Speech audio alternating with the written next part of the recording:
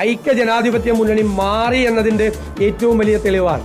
അതിനുവേണ്ടി അഹോരാത്രം ജോലി ചെയ്ത ടീം UDFന്റെ മുഴുവൻ നേതാക്കളെയും, ഐക്യ ജനാധിപത്യ മുന്നണി നേതാക്കളെയും പ്രവർത്തകരെയും ഞാൻ അവരോട് ഹൃദയപൂർവ്വമായ നന്ദി പറയുകയാണ്.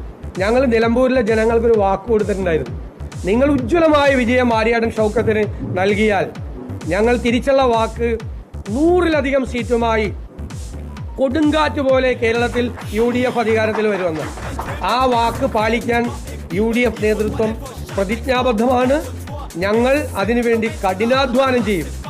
എന്തുകൊണ്ട് ഇവർ ഈ കണ്ടുകൊണ്ടിരിക്കുന്ന പ്രേക്ഷകരും നമ്മുടെ മലയാളികളും UDF ഗവൺമെന്റിന് വേണ്ടി ഇത്തവണ വോട്ട് ചെയ്യണം, സാറിന് വേണ്ടി? അതൊരു പൊളിറ്റിക്കൽ ആയിട്ടുള്ള സാധനമാണ്. സാർ പറഞ്ഞു അതായത് ഈ 10 വർഷത്തെ ഈ ദുർഭരണം അവസാനിപ്പിച്ച് കേരളത്തിന് ഒരു പുതു യുഗപ്പിറവി, ഒരു ന്യൂ ഇയറ, ഒരു പുതിയ കാലം കേരളത്തിലുണ്ടാവും.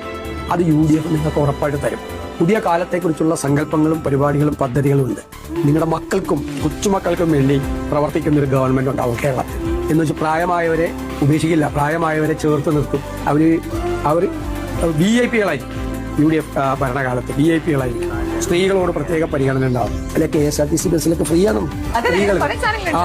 അതുപോലെ പഠിക്കുന്ന പെൺകുട്ടികൾക്ക് 1000 രൂപ മാസം കൊടുക്കുക. അവരൊക്കെ പഠിച്ച് മിടുക്കികളായി നമ്മുടെ കേരളത്തിന്റെ അഭിമാനമായി മാറട്ടെ.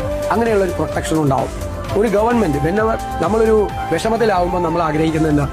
നമ്മൾ തെരഞ്ഞെടുത്ത് അയച്ചൊരു ഗവൺമെന്റ് ഉണ്ടാകണമെന്നാണ്.